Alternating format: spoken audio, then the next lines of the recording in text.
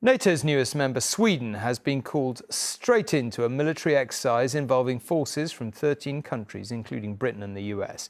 The air, land and sea exercise, which includes the part of the Arctic Circle, is aimed at bolstering NATO's ability to defend the Nordic region. It's part of a huge series of NATO training manoeuvres being carried out called Steadfast Defender, involving 90,000 troops and scheduled to go on until the end of May. It's the biggest such exercise since the Cold War. If Putin is moving troops and equipment towards NATO's new borders in the Arctic, NATO's newest members are confident they're ready to meet that threat. Hundreds of miles north of the Arctic Circle, the biggest NATO exercise for decades in the far north, is incorporating Finnish and Swedish forces into the alliance. In Norway's northernmost fjords, Italian Marines storm ashore in an operation overseen by the British carrier Prince of Wales, far out to sea. 14 nations simulating a response to a Russian invasion across this barren Arctic landscape. We will blow up the bridge and then we will delay the enemy further east. The Norwegian commander here aware that however well they can simulate warfare, the Russians are learning real lessons in real war.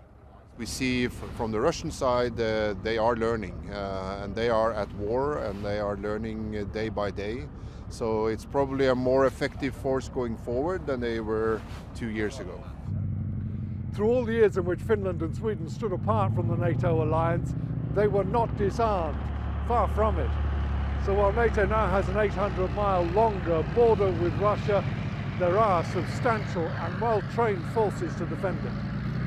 Sweden started this Arctic exercise technically non-aligned. They finish it full NATO members, and from the most junior upwards, feeling better for that.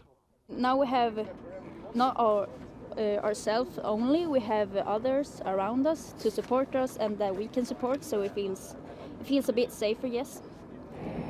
Bringing Sweden into the family, 4 US Marine Corps F-35 fighters landed at an airbase in the Swedish far north this afternoon. The first American stealth fighters ever to land on Swedish soil. As they refueled, F-18s from the Finnish Air Force taxied for takeoff. So seriously are the Nordic states taking the Russian threat, they're combining their air forces under a single command, buying 200 state-of-the-art F-35s between them and massively increasing defence spending. The Marines are impressed. They're extremely capable, they're very professional, and if I was going to get in a fight, I'd want to be with this team.